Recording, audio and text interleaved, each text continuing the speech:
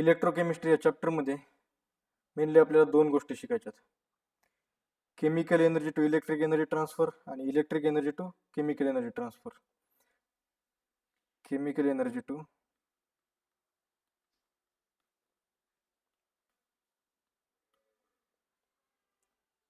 Electric energy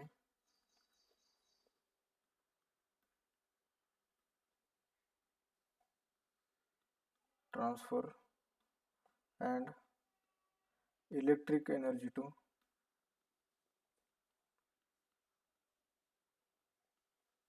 chemical energy.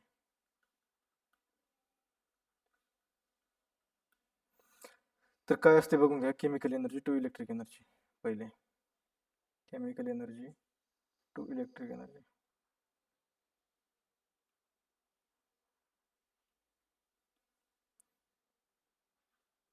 आणि दुसऱ्या साईडला बघू आपण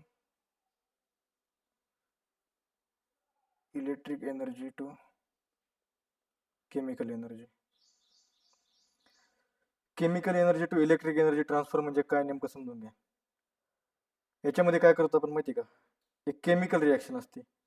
केमिकल रिॲक्शनचा वापर करून इलेक्ट्रिसिटी जनरेट करतो आपण. याच्यामध्ये by the use of chemical reaction, by the use of chemical reaction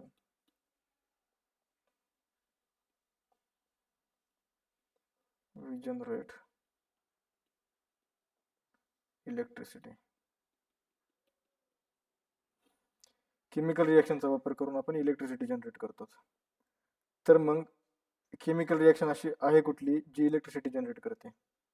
या केमिकल रिॲक्शनला आपण स्पॉन्टेनियस केमिकल रिॲक्शन म्हणतो. Spontaneous chemical reaction. Spontaneous chemical रिॲक्शनचा वापर करून आपण इलेक्ट्रिसिटी जनरेट करतो. तरी स्पॉन्टेनियस केमिकल रिॲक्शन आहे कोणती बघा. या पूर्ण चॅप्टरमध्ये या रिॲक्शनचा खूप वापर होणार आपल्याला. एक्झाम्पल बघायचं. झिंक जेव्हा कॉपर +2 सोबत रिॲक्ट करतो तेव्हा Zn+2 ऑक्सिडाइज होतो झिंक आणि Zn+2 बनवतो आणि कॉपरचं रिडक्शन होऊन कॉपर 0 बनतं. ही आहे ती स्पॉन्टेनियस रिॲक्शन. जेव्हा झिंक आणि कॉपर सोबत ठेवले जातात, आपण जेव्हा झिंक आणि कॉपरला सोबत ठेवतात त्या टायमाला ते 100% रिॲक्ट होणार. स्पॉन्टेनियस केमिकल, स्पॉन्टेनियसचा अर्थ काय? स्पॉन्टेनियस म्हणजे जे रिॲक्शन स्वतः होते, म्हणजे कुठल्या एक्सटर्नल फोर्सची किंवा म्हणजे एक्सटर्नल एनर्जीची गरज पडत नाही, त्या रिॲक्शनला आपण स्पॉन्टेनियस केमिकल रिॲक्शन म्हणतो. आणि इकडे बघा, electric energy to chemical energy म्हणजे म्हणायचंय काय याला? याचा म्हणण्याचा अर्थ असा आहे की इलेक्ट्रिसिटीचा वापर करून आपण एक केमिकल रिॲक्शन घडून आणतो. Bye the use of electricity. बरं, इलेक्ट्रिसिटीचा वापर करायची गरज का पडली रिॲक्शनसाठी? एखादी रिॲक्शन घडून आणण्यासाठी की इलेक्ट्रिसिटीची गरज का पडली? त्याचं कारण असं आहे, ही जी रिॲक्शन आहे ना ती असते नॉन स्पॉन्टेनियस. नॉन स्पॉन्टेनियस म्हणजे जी स्वतःहून होत नाही, ज्यासाठी आपल्याला एक्सटर्नल एनर्जी, याच्यामध्ये एक्सटर्नल एनर्जी कुठली? इलेक्ट्रिसिटीची गरज पडते. अशा रिॲक्शनला आपण नॉन स्पॉन्टेनियस केमिकल रिॲक्शन म्हणतो.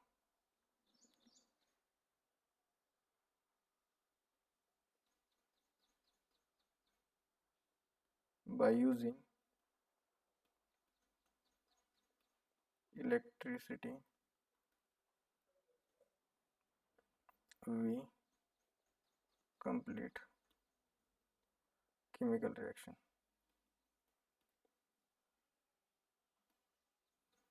याच्यामध्ये आपली नॉन स्पॉन्टेनियस केमिकल रिॲक्शन असते. Spontaneous reaction.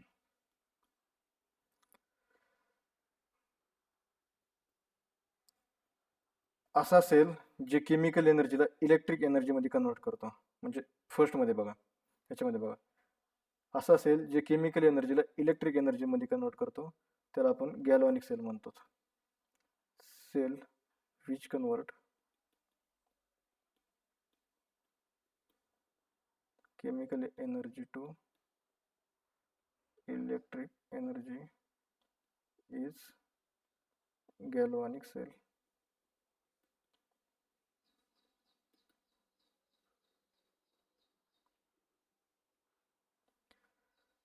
आणि जो सेल इलेक्ट्रिसिटीचा वापर करून एक केमिकल रिॲक्शन प्रोसीड करतो त्याला इलेक्ट्रोलिटिक सेल म्हणतात. Cell which convert electrical energy to chemical energy is electrolytic cell.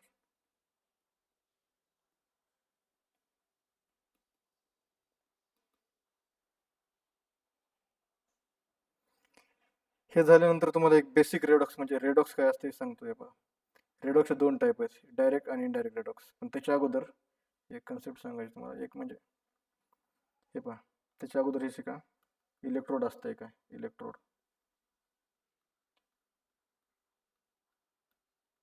Electrode म्हणजे काय हे बघा.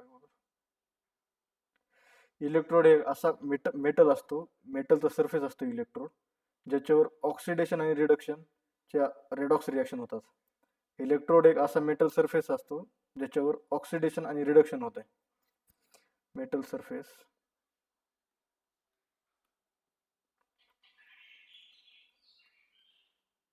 where oxidation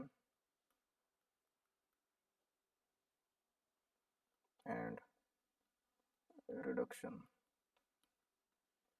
occurs. जर इलेक्ट्रोडवर ऑक्सिडेशन झालं त्याचं एक पर्टिक्युलर नाव आहे. जर इलेक्ट्रोडवर जर ऑक्सिडेशन झालं तर त्या इलेक्ट्रोडला आपण ॲनोड म्हणतो.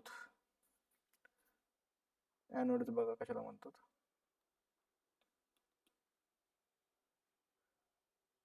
इलेक्ट्रोड येण्यापेक्षा तुम्हाला सिंपल असं मेटल सरफेस देतो. मेटल सरफेस ब्रॅकेट मध्ये लिहितो इलेक्ट्रोड, where oxidation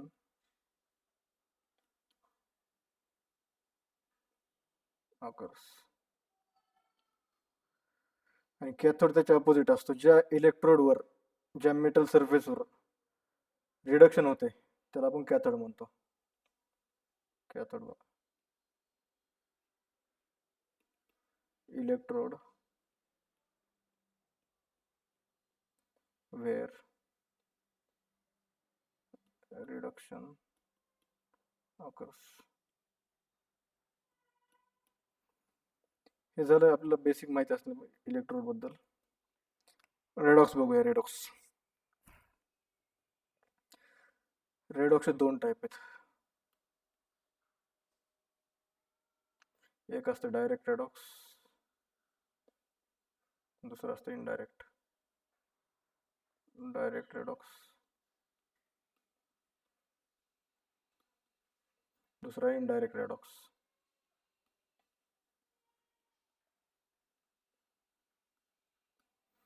तर सगळ्यात पहिले बघणार आहोत आपण डायरेक्ट रेडॉक्स.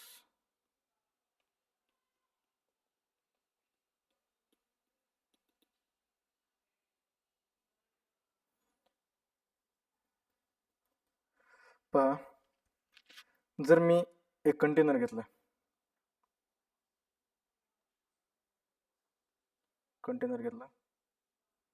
त्याच्यामध्ये मी फिल केलं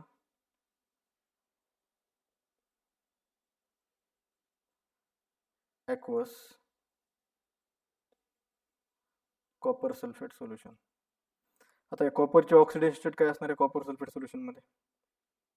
+2 ऑक्सिडेशन स्टेट मध्ये असतं कॉपर. आणि इथं कॉपर +2 मध्ये काय ऑक्सिडेशन स्टेट मध्ये हे समजून घ्या अगोदर. कारण सल्फेटवर -2 चार्ज आहे. सल्फेट नायट्रेट या एलिमेंटवर चार्ज कसं काढायचं त्याची तुम्हाला सिंपल ट्रिक देतो, एक छोटीशी 2 मिनिटांमध्ये. सल्फेट नायट्रेट याच्यामध्ये चार्ज कसा काढायचा, ह्याच्यावर चार्ज कुठला हे कसं फाइंड आउट करायचं, चार्ज कसा फाइंड आउट करायचा याची एक ट्रिक देतो छोटी. बघा, पहिले नायट्रेटचं घ्या एक्झाम्पल. नायट्रेटमध्ये काय, नायट्रोजन आहे, 3 ऑक्सिजन आहेत. यांचा ग्रुप नंबर बघायचा आपल्याला पहिले. नायट्रोजनचा ग्रुप नंबर काय 5 आणि ऑक्सिजनचा 3 ऑक्सिजनचा 6 ग्रुप नंबरच आहे. हे काय आहे ऑड नंबर आहे आणि हे इवन नंबर. जर ऑड आणि इवन नंबर जर आले, एक असो किंवा अनेक असो, ऑड आणि इवन नंबर आले तर त्याच्यावर कुठला चार्ज असतो? त्याच्यावर असतो -1 चार्ज. म्हणजे NO3 वर -1 चार्ज असणार. सल्फेटचं पहा, सल्फर आहे, ऑक्सिजन आहे 4,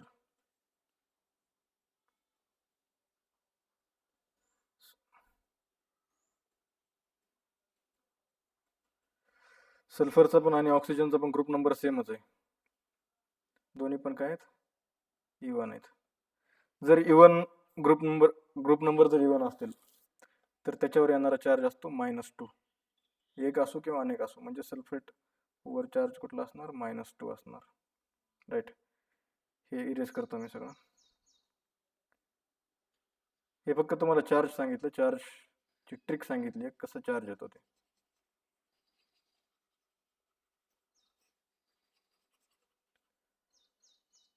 याच्यामध्ये पण एक्सेप्शन आहेत भरपूर. भरपूर म्हणजे फॉस्फेटचं एक एक्सेप्शन आहे, PO4. याच्यावर किती चार्ज आहे? -3. एक्सेप्शन आहे. हे एक्सेप्शन फक्त लक्षात ठेवा. हेच एक्सेप्शन कामाला येतं, एक लक्षात ठेवा फक्त, बाकी काय नाही. तर इरेज करतो. मला सांगायचं काय तुम्हाला, कॉपर +2 ह्या सोल्युशनमध्ये कॉपर +2 आहे. CuSO4 आहे म्हणजे या सोल्युशनमध्ये काय आहे? प्युअर कॉपर +2 आहे. जर याच्यामध्ये मी झिंक रॉड डिप केला, हे पहा, या सोल्युशनमध्ये मी झिंक रॉड डिप केला. तुम्हाला वरती सांगितलं होतं मी, झिंक आणि कॉपरची रिॲक्शन कशी? एकदम स्पॉन्टेनियस रिॲक्शन आहे. झिंक आणि कॉपरची रिॲक्शन स्पॉन्टेनियस असते. झिंक जेव्हा कॉपर +2 ला भेटतो ना, कॉपर +2 ला, तो ऑक्सिडाइज होतो, Zn+2 बनतो आणि कॉपर रिड्यूस होतो आणि कॉपर 0 होतंय. तर ही रिॲक्शन इथं पण होणार, कारण सोल्युशन मध्ये काय, कॉपर +2 आहे. झिंक ऑक्सिडाइज होऊन काय होणार? Zn+2 होणार. 2 इलेक्ट्रॉन सोल्युशन मध्ये जाणार. सोल्युशन मध्ये जाऊन 2 इलेक्ट्रॉन काय करतील? बघा इथं इतर रिॲक्शन आहे. हे 2 इलेक्ट्रॉन सोल्युशन मध्ये गेल्यावर कॉपर +2 ला रिड्यूस करणार कॉपर मध्ये, राईट. आणि कॉपर जे आहे ना, कॉपर सोल्युशन मध्ये कॉपर जे आहे, कॉपर हे ग्रॅन्युलर म्हणजे सॉलिड असते. कॉपर हे रिडक्शन झालेलं कॉपर सॉलिड असते. हे कॉपर सॉलिड जे आहे ना, इथं असं सोल्युशन मध्ये राहणार. मला सांगायचं कॉपर बद्दल नाही, कॉपर बद्दल नंतर सांगणार तुम्हाला, पण हे झिंक बद्दल बघून घ्या. ह्या सोल्युशन मध्ये झिंक इलेक्ट्रॉन देऊन Zn+2 बनला. Zn+2 चे मॉलिक्यूल इथं फिरायलेत पूर्ण सोल्युशन मध्ये, Zn+2 चे मॉलिक्यूल आहेत. हे पहा, झिंकचं ह्याच्यामध्ये काय झालंय? ऑक्सिडेशन झालंय. झिंकचं झालंय ऑक्सिडेशन. ऑक्सिडेशन झाल्यामुळे काय होते? झिंकची साईज आहे, झिंक रॉडची साईज जी आहे ती एकदम बारीक होते, कारण झिंक तुटून Zn+2 बनलेला आहे. झिंक रॉडची साईज, झिंक रॉड साईज किंवा वेट म्हणा, वेट कमी होत आहे याच्यामुळे, डिक्रीजेस. झिंक रॉडचं वेट डिक्रीज होतं याच्यामुळे, या रिॲक्शनमुळे.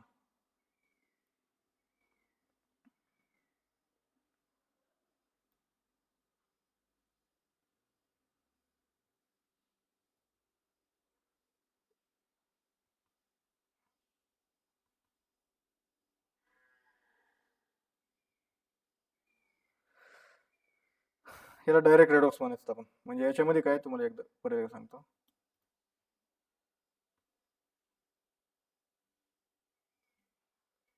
याच्यामध्ये बघा, याच्यामध्ये होतंय काय, झिंक इलेक्ट्रॉन देतोय कॉपरला. एका हातामध्ये झिंक आहे आणि दुसऱ्या हातामध्ये कॉपर आहे, डायरेक्ट इलेक्ट्रॉन देत आहे कॉपरला. ह्याच्यामध्ये कुठलं काय वायर वापरलं नाही, काही नाही, डायरेक्ट रिॲक्शन होत आहे, म्हणजे याला डायरेक्ट रेडॉक्स म्हणायचं.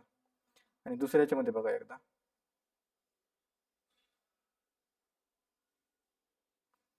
हे बघा, आता मी 2 सोल्युशन घेतो.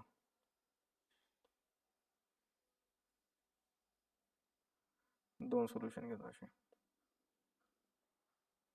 दूर घेतो याला.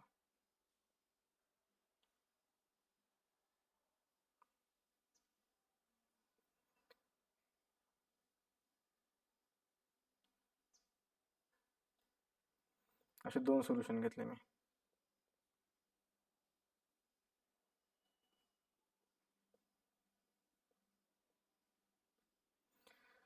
या सोल्युशन मध्ये भरलेलं आहे ZnSO4 झिंक सल्फेट आणि याच्यामध्ये CuSO4.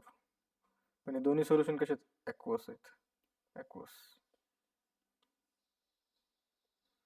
जर याच्यामध्ये झिंक रॉड टाकला मी, झिंक रॉड डीप केला, झिंक रॉड डीप केला आणि याच्यामध्ये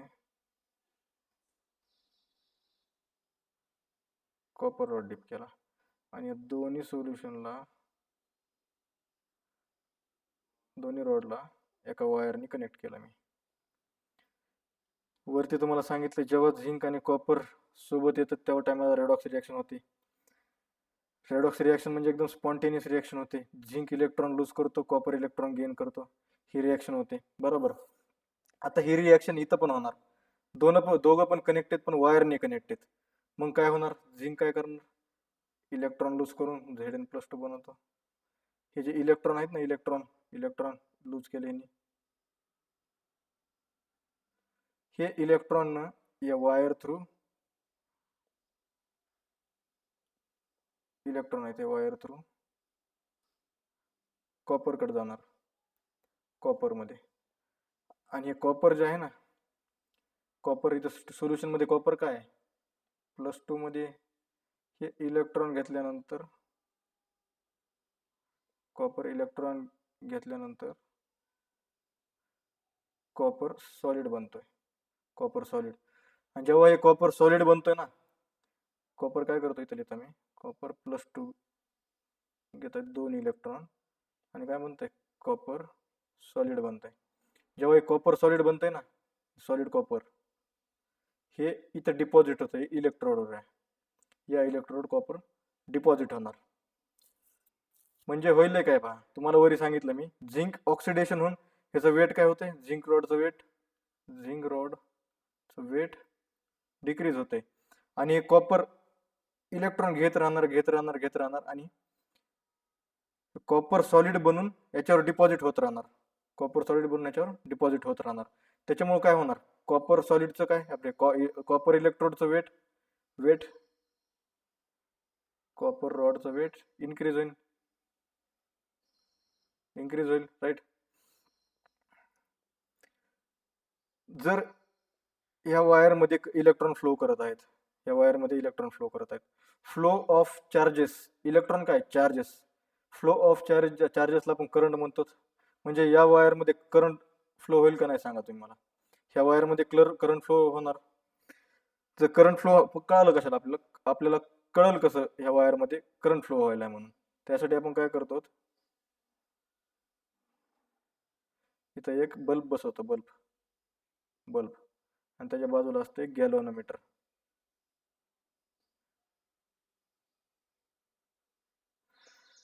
हे बल्ब काय करतो माहिती का, ग्लो करतो, बल्ब ग्लो करतो आणि गॅल्व्हॅनोमीटर डिफ्लेक्शन शो करत आहे. काय बल्ब आहे आणि हे गॅल्व्हॅनोमीटर.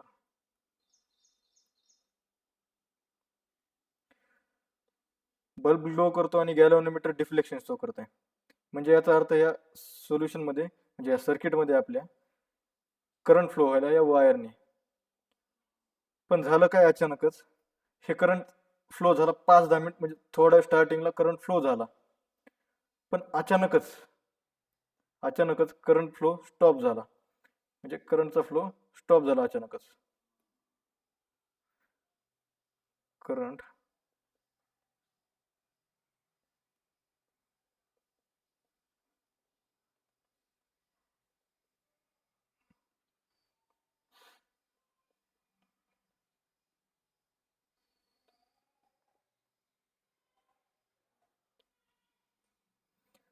करंट स्टॉप झाल्यामुळे काय होतं, ऑब्झर्वेशन बघा, ऑब्झर्वेशन लिहितो मी.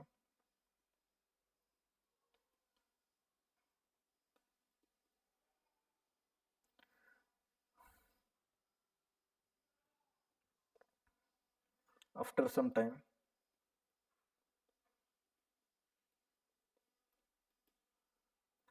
bulb stopped glowing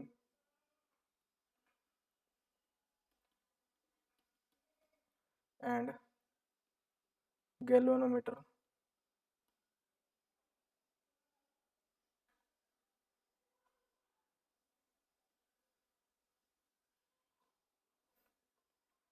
stopped deflection. हे ऑब्झर्वेशन्स आहेत. तर मी तुम्हाला विचारतोय असं झालं कशामुळं? असं हे करंट फ्लो का बंद का झाला? तर मी असं झालं कशा, तर ह्याच्यामध्ये पॉसिबल रिझन्स काय असू शकतात?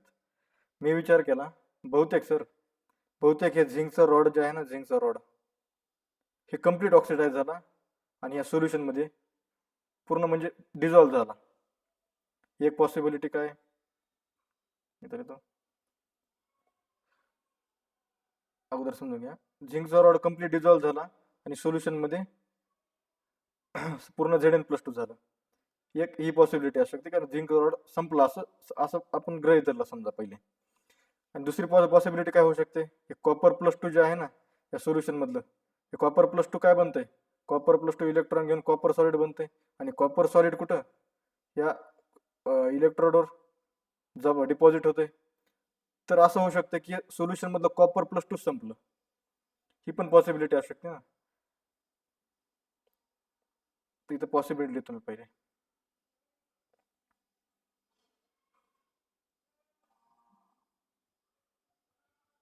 पॉसिबिलिटी बघा.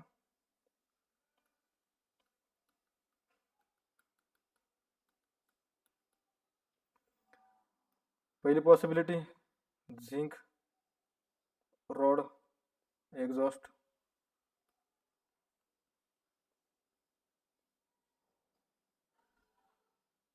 Can be exhausted.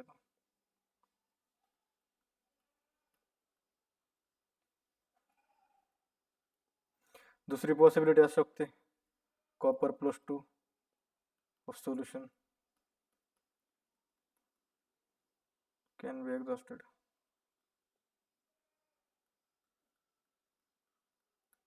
या दोन पॉसिबिलिटी असू शकतात. पण असं म्हणजे ऑब्झर्व म्हणजे असं कळून आलं जेव्हा बघितलं मी त्या टायमाला, झिंक जो होता ना, झिंक रॉड ज्याला आपण समजतो ऑक्सिडाइज होऊन पूर्ण डिझॉल्व्ह झाला सोल्युशन मध्ये, पण झिंक रॉड पण सोल्युशन मध्ये इंटॅक्ट होता. इंटॅक्ट म्हणजे ऑक्सिडाइज तर झाला पण पूर्ण संपला नव्हता. झिंक रॉड पण तसाच होता. आणि कॉपर+2 जे होतं ना सोल्युशन मध्ये, कॉपर+2 पण तसंच होतं. कॉपर+2 पण पूर्ण संपलेलं नव्हतं. तर मग झालं कशामुळं? ही पण पॉसिबिलिटी नाही आणि ही पण पॉसिबिलिटी. मग असं झालं कशामुळं हे समजून घ्या.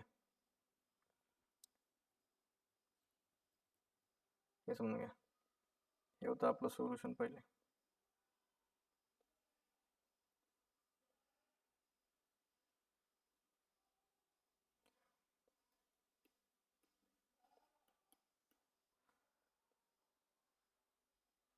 झिंक रॉड आहे याच्यामध्ये कॉपर रॉड आहे.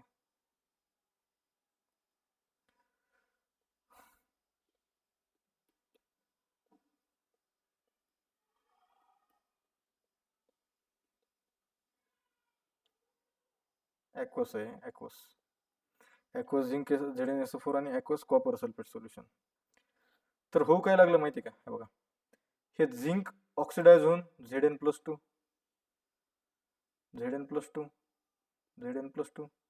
या सोल्युशन मध्ये पूर्ण काय झालं, Zn+2. आणि या सोल्युशन मध्ये काय होतं, कॉपर+2 होतं. कॉपर+2 ऑक्सिडाइज होऊन काय होलं, कॉपर+2चं ऑक्सिडेशन होऊन कॉपर, आणि कॉपर इथं डिपॉझिट होऊ लागलं, कॉपर. तर मला सांगायचं काय आहे का, जर आपण सुरुवातीला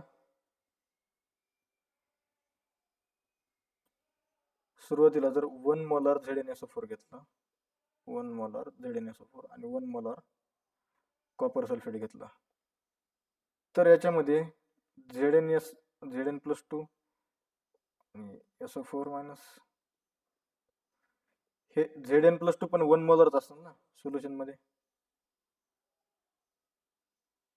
1 मोलर ZnSO4 सोल्युशनमध्ये 1 मोलर Zn+2 असेल आणि 1 मोलर सल्फेट आयन असतील, राईट. आणि ह्याच्यामध्ये पण 1 मोलर कॉपर+2 असेल आणि 1 मोलर SO4-2 असेल. तर मला सांगायचं काय, जेव्हा हे झिंक रॉड ऑक्सिडाइज होऊ लागला, Zn+2 मध्ये, तर याच्यामध्ये झालं काय, सुरुवातीला सोल्युशन हे पण 1 मोलर, हे पण 1 मोलर, न्यूट्रल सोल्युशन होतं स्टार्टिंगला, न्यूट्रल स्टार्टिंगला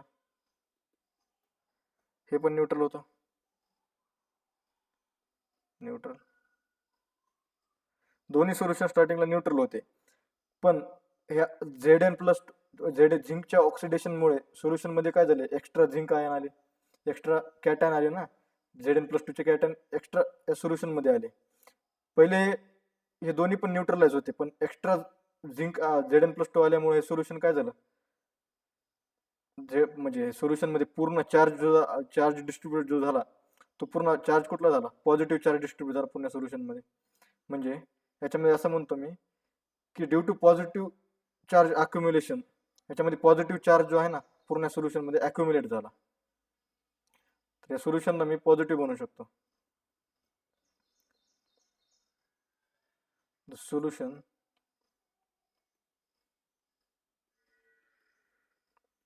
became positive due to Zn+2 cation accumulation.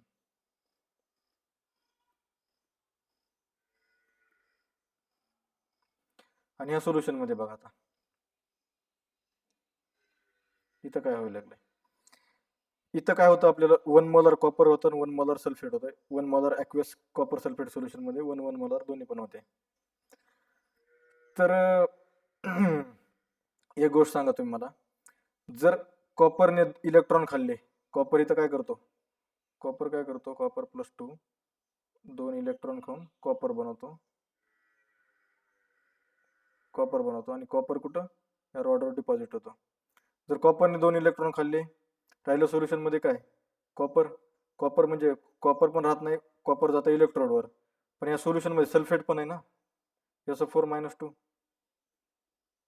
पहिले दोन्ही पण इक्वल अमाऊंट मध्ये होते, तर न्यूट्रल होते पहिले.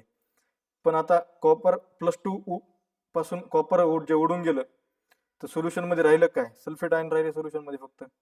या सल्फेट आयन मुळे या सोल्युशनला चार्ज येतो, तो निगेटिव्ह चार्ज येतो, कारण सल्फेटवर -2 चार्ज असतो.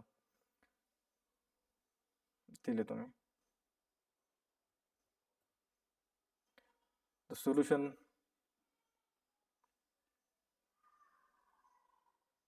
became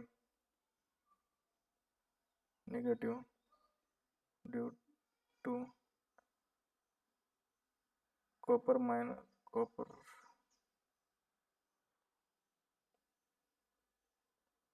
to anion accumulation.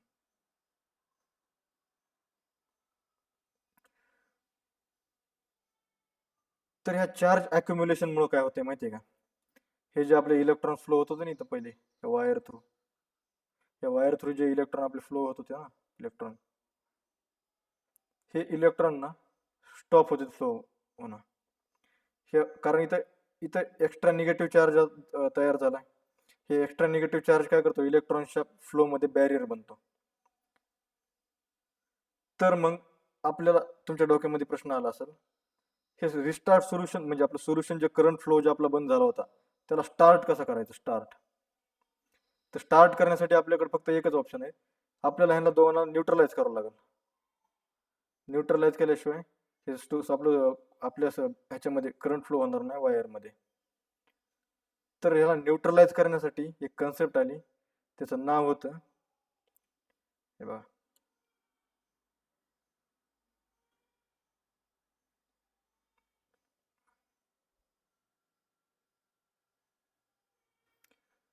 तर हे जो चार्ज होता ना, त्या चार्जला न्यूट्रलाइज करण्यासाठी एक कन्सेप्ट आली, त्याला आपण म्हणतो सॉल्ट ब्रिज. काय, सॉल्ट ब्रिज शिकवतो, पण अगोदर हे लिहून घ्या जे सांगितलं ते.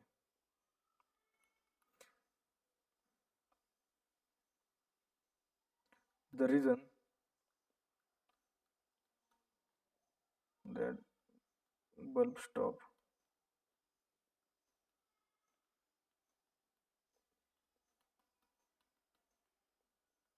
and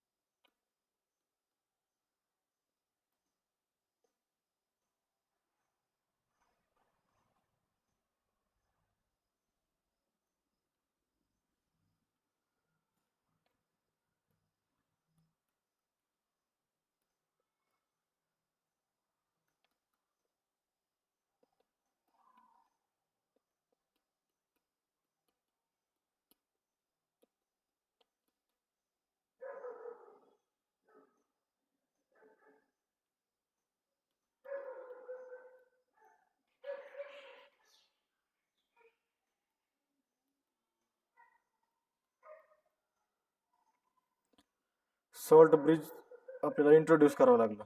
सॉल्ट ब्रिज असते काय हे पहा, वरती जातो. सॉल्ट ब्रिज काय आहे माहिती आहे का? हे काय खूप असं काही वेगळं काही नाही. सॉल्ट ब्रिज एक इन्व्हर्टेड यू शेप ट्यूब असते. यू शेप इन्व्हर्टेड ट्यूब असते, अशी यू शेप ट्यूब असते. याच्यामध्ये काय करते काय असते माहिती का? अगार अगार जेली भरलेली असते. अगार अगार जेली, अगार अगार जेली, अगार अगार जेली भरलेली असते. आणि या अगार अगार जेलीमध्ये आपण इनर्ट इलेक्ट्रोलाइट सोडलेले असतात. याच्यामध्ये असते इनर्ट इलेक्ट्रोलाइट. या इनर्टचा अर्थ खूप महत्वाचा आहे बरं का. हे इलेक्ट्रोलाइट आहेत पण इनर्ट इलेक्ट्रोलाइट आहेत. हे इनर्ट इलेक्ट्रोलाइटमुळे काय होतं हे सांगणार आहे तुम्हाला मी. थोडं थांबा. हे इनर्ट इलेक्ट्रोलाइट याच्यामध्ये सोडले असेल. इथं कॉटन प्लग असते. कॉटन प्लग असते. समजा इनर्ट इलेक्ट्रोलाइट कुठले आपण समजा KCl, K प्लस आणि Cl मायनस घेऊ. तर सॉल्ट ब्रिज करते काय बघा. ह्याच्यामध्ये आपल्या सॉल्ट ब्रिज मध्ये इनर्ट इलेक्ट्रोलाइट कुठले आहेत आपले? K आणि Cl आहे. K प्लस आणि Cl मायनस. जेव्हा इथं पॉझिटिव्ह चार्ज येतो ना, पॉझिटिव्ह चार्ज अक्युमुलेशन होतो इथं. इथं काय आहे पॉझिटिव्ह चार्ज, झिंक हे करतो रब करतो मी याला. इथं काय positive positive positive positive charge. तर इथं पॉझिटिव्ह चार्ज अक्युमुलेट झाला तर हे सॉल्ट ब्रिज काय करते माहिती का? क्लोरीन आहे Cl मायनस आहे ना, इकडे पाठवते. Cl मायनस काय निगेटिव्ह आहे. हे निगेटिव्ह चार्ज काय करतो, ह्या पॉझिटिव्ह चार्जला न्यूट्रलाइज करतो. आणि इकडं कुठला चार्ज झाला निगेटिव्ह, निगेटिव्ह चार्ज इकडे झाला होता अक्युमुलेट. इथं कुठला होता निगेटिव्ह निगेटिव्ह निगेटिव्ह निगेटिव्ह. हे निगेटिव्ह चार्जला न्यूट्रलाइज करण्यासाठी हा जातो पोटॅशियम K प्लस, जाऊन इथं ह्याला न्यूट्रलाइज करतो. हे काम असते सॉल्ट ब्रिजचं.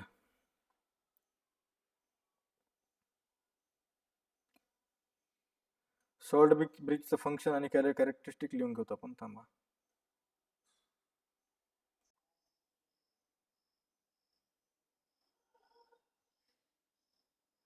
सॉल्ट ब्रिजचे फंक्शन लिहून घ्या.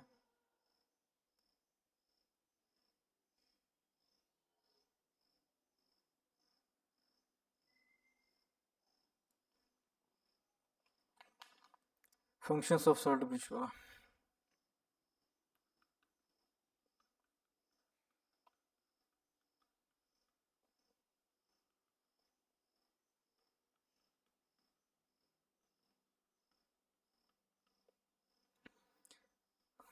पहिलं फंक्शन आहे it neutralises to solution.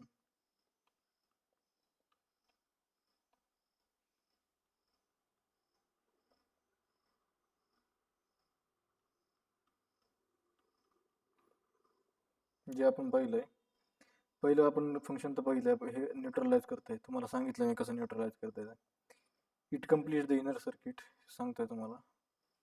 It completes the inner circuit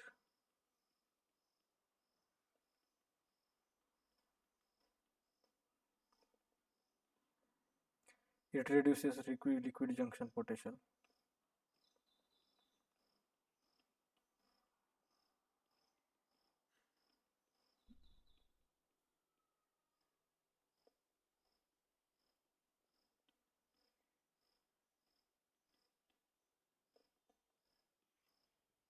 चौथा आहे it stops the mixing of two solution.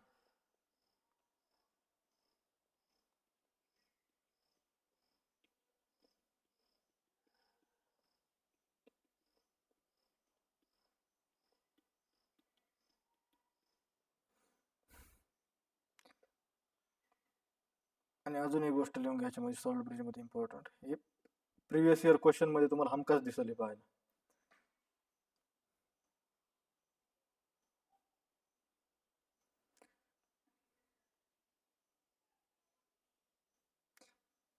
Salt bridge मध्ये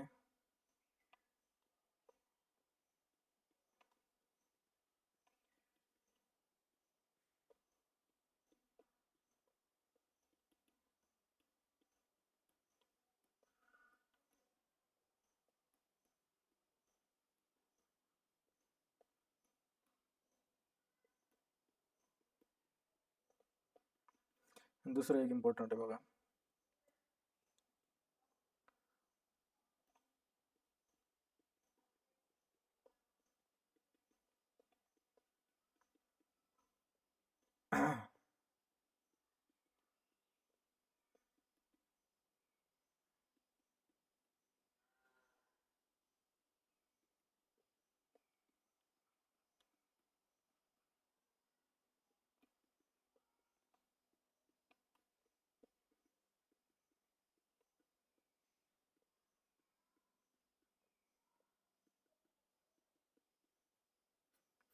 तुम्हाला वन बाय वन मी एक्सप्लेन करतो. हां. पहिलं काय सांगताय आपलं neutralise two solution. Salt bridge काय करतो न्यूट्रलाइज करतो. जिथं पॉझिटिव्ह चार्ज आहे त्याला निगेटिव्ह आयन्स देऊन न्यूट्रलाइज करतो. दुसरं सांगताय it complete the inner circuit. ह्याचा म्हणण्याचा उद्देश काय बघा. ही डायग्राम आहे आपली. हे काय हे वायर आहे आपलं. या वायरने करंट फ्लो व्हायला लागलाय. इलेक्ट्रॉन फ्लो मूव्ह करायलेत. इलेक्ट्रॉन मूव्ह करतात नाही वायर. इलेक्ट्रॉन मूव्ह करतात. याला बोलतात आउटर सर्किट.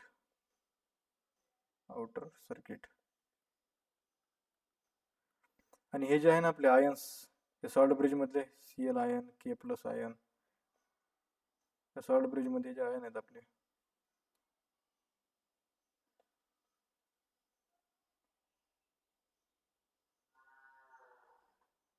Cl K+. हे आयन जे आहेत ना हे आयन्स इथं मूव्ह करायलेत. इथं पण जायला लागलेत. इकडं पण जायला लागलेत. इथं मूव्ह करायलेत आयन्स. हे जे आयन्स आहेत ना हे इनर सर्किट सारखं काम करतात. म्हणजे वर इलेक्ट्रॉन फ्लो करतात आणि मध्ये हे आयन्स फ्लो करतात. तर याला इनर सर्किट असं म्हणतात आपण. झालं. अजून दुसरा तिसरा मुद्दा काय सांगताय. It stop mixing of two solution. हे येणार आहे लिक्विड जंक्शन पोटेन्शियल आहे मिक्सिंग ऑफ सोल्युशन. तिसरा आणि चौथा जे पॉईंट आहे का हे इथून पुढच्या जे लेक्चर होणार त्याच्यामध्ये शिकवणार आहे तुम्हाला मी. आता शिकवलं तर तुम्हाला समजणार नाही. सगळ्यात महत्वाचा मुद्दा जो आहे हे पॉईंट बघा. सॉल्ट ब्रिज मध्ये इनर्ट इलेक्ट्रोलाइट काटे घेतले जातात. हे सांगणार आहे तुम्हाला. पण त्याच्या अगोदर हे चौथं आहे लास्टचं बघा. हे टू इम्पॉर्टंट आहे एक्झामसाठी. खूप इम्पॉर्टंट आहे एक्झामसाठी. मोबिलिटी ऑफ कॅटायन आणि मोबिलिटी ऑफ एनायन जे आहे ना याच्यामध्ये सेम पाहिजे. कशामुळं हे बघा.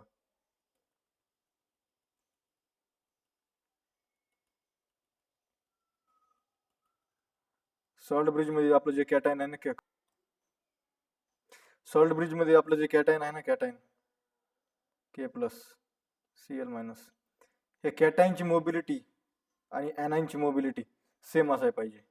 मोबिलिटी ऑफ कॅटायन आणि ॲनायन सेम असायला पाहिजे, कारण जेव्हा इकडे पॉझिटिव्ह होईल आणि इकडे निगेटिव्ह होईल, एकाच टायमाला दोन्ही जर चार्जेस सेम सेम अमाऊंटमध्ये चार्ज अकोम्युलेशन झालं तर याची मोबिलिटी सेम असल्याने काय होईल फायदा, इकडं आणि इकडं आयन्स इक्वली म्हणजे फास्ट मूव्ह करू शकतात, यांची मोबिलिटी सेम असल्यामुळे. याच्यामुळे याची मोबिलिटी हे सगळ्यात इम्पॉर्टंट पॉईंट आहे. याच्यावर प्रिव्हियस मध्ये भरून क्वेश्चन भेटतात तुम्हाला.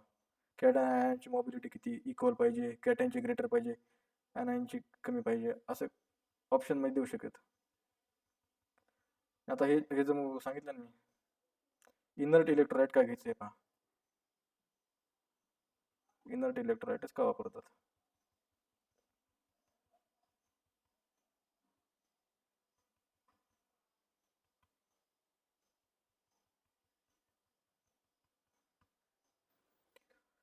त्याच्या अगोदर मी डायग्राम एकदा ड्रॉ करतो, त्याच्यामध्ये तुम्हाला काय सांगायचं आहे मला काहीतरी.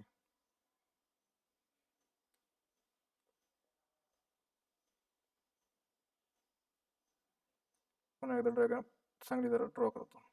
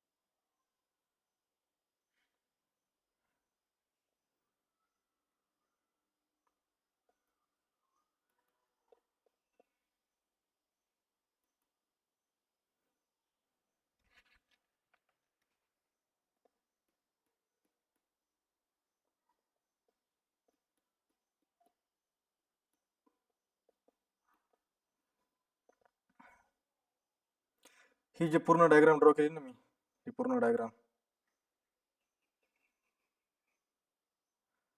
या डायग्रामला आपण सेल म्हणतो. सेल, या डायग्रामला आपण काय म्हणतो? सेल.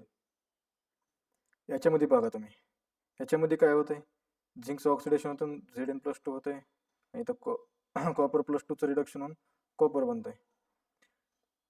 तुम्ही एक गोष्ट सांगा मला, सेल तुम्हाला मी सांगितलं होतं स्टार्टिंगला, दोन टाईपचे सेल आहेत, एक गॅल्व्हॅनिक सेल आणि एक इलेक्ट्रोलिटिक सेल. हे कुठल्या टाईपचा सेल असणार? याच्यामध्ये बघा, केमिकल एनर्जी पासून आपण इलेक्ट्रिसिटी जनरेट करायला, म्हणजे या सेलला आपण गॅल्व्हॅनिक सेल म्हणतो. गॅल्व्हॅनिक सेल, कारण केमिकल रिॲक्शन पासून आपण इलेक्ट्रिसिटी जनरेट करायला लागलो, त्या सेलला आपण गॅल्व्हॅनिक सेल बोलतो. जर गॅल्व्हॅनिक सेलमध्ये स्पेसिफिकली आपण झिंक, हे जे असतात ना, हे इलेक्ट्रोड, तुम्हाला सांगितलं याला इलेक्ट्रोड म्हणतात, झिंक आणि कॉपरचे रॉड, झिंक आणि कॉपरचे इलेक्ट्रोड घेतले. जर गॅल्व्हॅनिक सेलमध्ये झिंक आणि कॉपरचे इलेक्ट्रोड घेतले,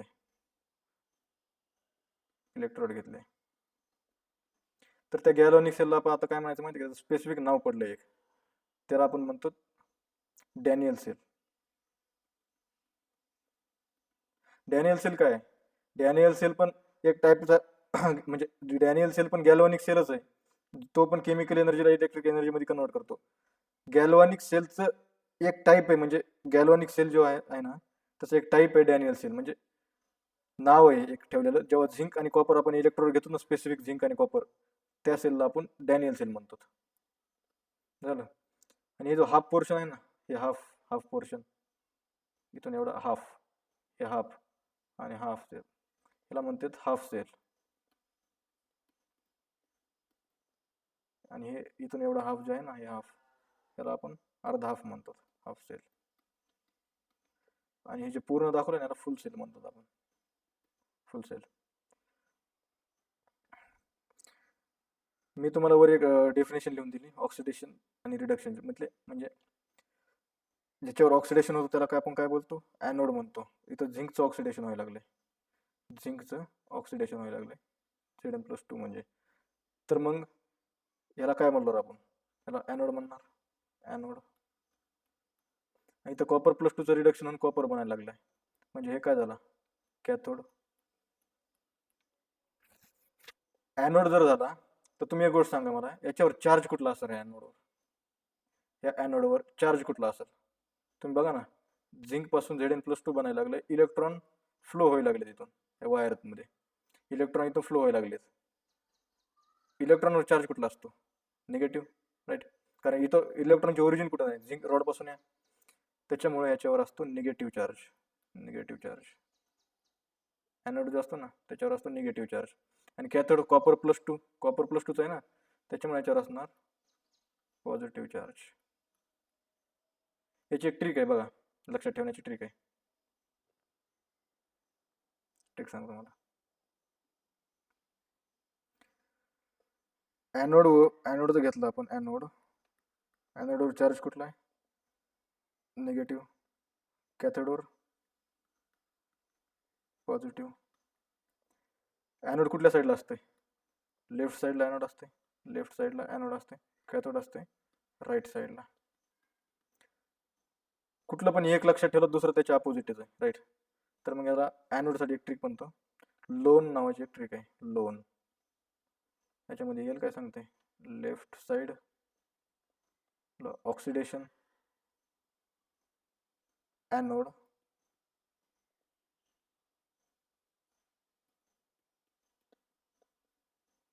निगेटिव्ह चार्ज. एन काय सांगते, निगेटिव्ह. ही लोन एक ट्रिक आहे. याच्यामध्ये काय, लेफ्ट साईड ऑक्सिडेशन ए सांगते ॲनोड आणि एन सांगते निगेटिव्ह चार्ज. त्याला असं तुम्ही लक्षात ठेवू शकतात, लोन म्हणून. पण तुमच्या डोक्यामध्ये एक गोष्ट गेली का इथं, म्हणजे एक गोष्ट तुम्हाला एक खटकली का? सर हे झिंक जे आहे ना, Zn+2, Zn+2 या सोल्युशनमध्ये स्टेबल कसं काय असू शकते, असं तुम्हाला वाटलं कधी? Zn+2 या सोल्युशनमध्ये स्टेबल कसं काय? हे पहा, त्याचं कारण आहे एक, झिंक आहे ना या सोल्युशनमध्ये काय आहे, ॲक्वस ZnSO4 आहे सोल्युशनमध्ये. म्हणजे सोल्युशनमध्ये काय, वॉटर पण आहे, वॉटर पण. जेव्हा Zn+2 आहे ना, Zn+2 पाण्यासोबत रिॲक्ट करतो ना, OH OH,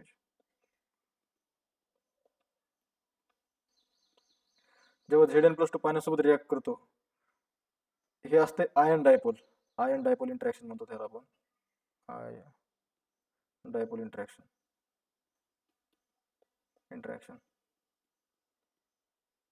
ही जी इंटरॅक्शन आहे ना, एकदम स्टेबल इंटरॅक्शन मानली जाते. स्टेबल मानली जाते. त्याच्यामुळे काय होतं, झिंक जो आहे ना Zn+2 रिएक्टिव्ह असतो, पण तो ह्या सोल्युशनमध्ये स्टेबल असतो. स्टेबल होण्यामागचं कारण काय, वॉटर मॉलिक्युल ह्याला चारी बाजूने घेरते, त्याच्यामुळं आयन डायपोल इंटरॅक्शन तयार होते. आयन डायपोल इंटरॅक्शन, त्याच्यामुळं हे जो Zn+2 आहे ना, तो सोल्युशनमध्ये स्टेबल असतो. झालं. आता सगळ्यात लास्टचा मुद्दा म्हणजे तुम्हाला एक सांगायचं राहिला, जे म्हणलो होतं मी, आपण इनर्ट इलेक्ट्रोड्स काय घेतो, इनर्ट इलेक्ट्रोलाइटच काय घेतो आपण, इनर्ट इलेक्ट्रोलाइटच काय घेतो. आणि इनर्ट इलेक्ट्रोलाइट आहे काय नेमकं, हे समजून घ्या. इनर्ट इलेक्ट्रोलाइट आहे काय हे समजून घ्या.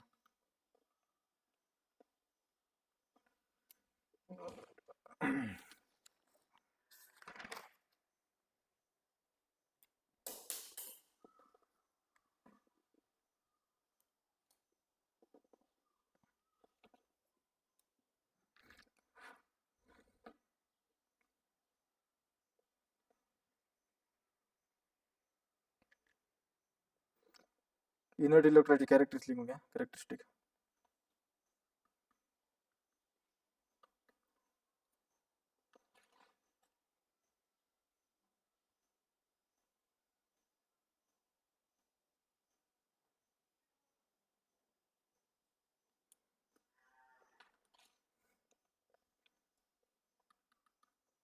Ions of electrolyte of salt bridge.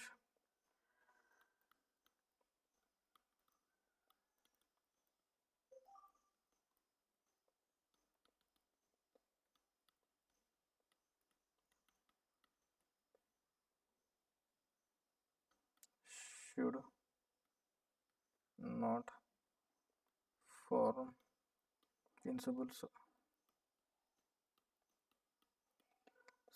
salt or PPT with ends in solution. There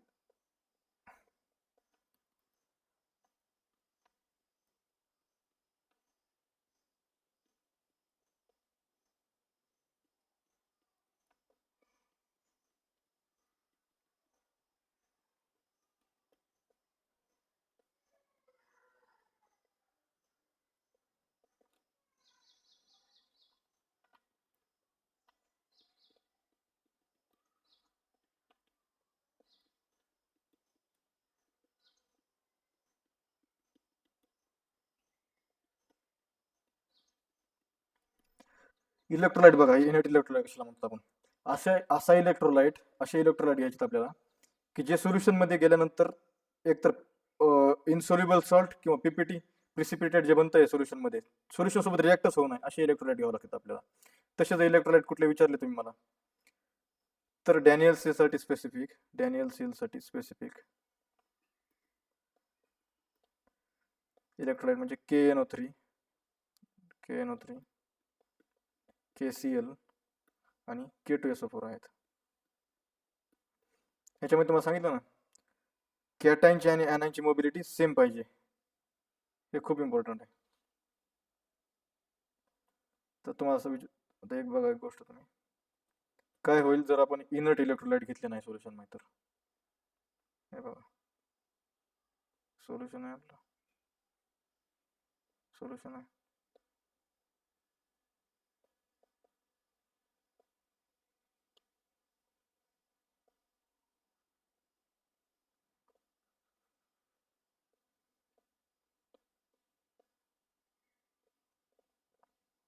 आणि हे सॉल्ट ब्रिज आहे आपलं, सॉल्ट ब्रिज. समजा या सॉल्ट ब्रिज मध्ये मी काय करतो, KNO3 न घेता AgSO4 घेतो, Ag प्लस SO4-2 हे आयन घेतो आपल्या सोल्युशन मध्ये. ह्याच्यामध्ये काय सोल्युशन मध्ये Zn आहे, Zn+2 आपल्या सोल्युशन मध्ये ZnSO4 आहे, आणि इथं काय कॉपर सल्फेट आहे. सोल्युशन मध्ये काय Zn+2 आणि सल्फेट SO4-2 आहे आयन मध्ये. ह्याच्यामध्ये काय कॉपर +2 आणि SO4-2 हे आयन आहेत. समजा इथं पॉझिटिव्ह चार्ज अक्युमुलेट झाला, इथं निगेटिव्ह चार्ज अक्युमुलेट झाला.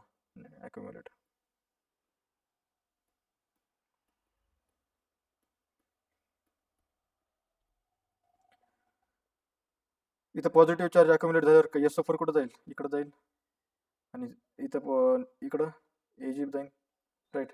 इथं काय बनल सोल्युशन मध्ये पॉझिटिव्ह, हे SO4 झिंक+2 सोबत रिॲक्ट करेन, पॉझिटिव्ह कोण आहे झिंक+2 आहे ना, इथं बनल ZnSO4, राईट.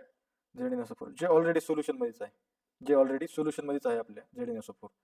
आणि इकडं काय बनल, इथं बनल Ag2SO4 बनल इथं. हे काय सोल्युबल आहे, पण हे जे आहे ना, हे फॉर्म करते पीपीटी फॉर्म केल्यामुळं हे आता इनर्ट इलेक्ट्रोलाइट राहिले नाहीत. Ag2SO4 जे घेतलं होतं ना आपण इलेक्ट्रोलाइट इज नॉट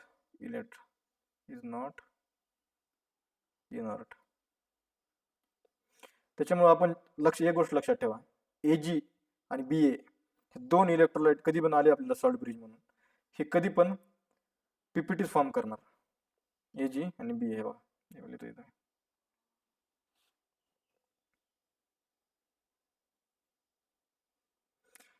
हे इलेक्ट्रोलाइट कधी पण पीपीटीच फॉर्म करणार. जर मी अजून एक एक्झाम्पल घेतलो, त्याच्यामध्ये आपण इलेक्ट्रोड बदलून बघू. त्यावेळेस असं नाही की झिंक आणि कॉपरचे इलेक्ट्रोड राहणार आहेत हमेशा, दुसरे आपल्याला वेगवेगळे इलेक्ट्रोड येणार आहेत अजून. जर मी हे इलेक्ट्रोड घेतला Agचा, Ag म्हणजे काय सिल्वर, आणि इलेक्ट्रोड घेतला कॉपरचा, आणि दोघाला कनेक्ट केला, आणि सोल्युशन मध्ये काय टाकलं KCl टाकला सोल्युशन मध्ये. सॉल्ट ब्रिज आहे बरं का, KCl सॉल्ट ब्रिज मध्ये सॉल्ट ब्रिजमध्ये KCl घेतला आपण. तर एक गोष्ट सांगा तुम्ही मला, हे काय Ag2SO4 बनवणार सोल्युशन, ॲक्वस Ag2SO4 सोल्युशन आहे आणि इथं ॲक्वस CuSO4 सोल्युशन आहे. तर सोल्युशनमध्ये काय असणार, Ag प्लस Ag प्लस इथं असणार आणि SO4-2 आणि इथं काय असणार, कॉपर प्लस 2 SO4-2. आता सोल्युशन आपण काय घेतलं ह्याच्यामध्ये, इनर्ट इलेक्ट्रोलाइट म्हणून KCl घेतलं. यावेळेस इलेक्ट्रोलाइट इनर्ट आहे आपला, KCl काय इनर्ट इलेक्ट्रोलाइट आहे, इनर्ट.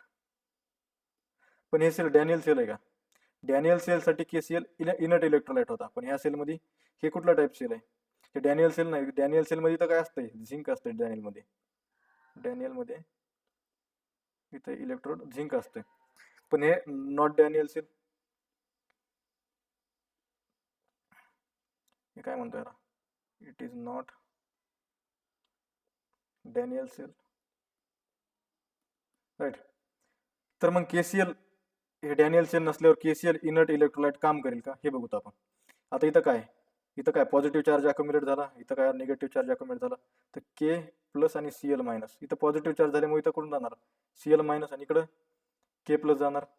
इथं काय बनणार AgCl आणि इकडं काय बनणार K2SO4, राईट. AgCl आणि K2SO4 बनणार इथं.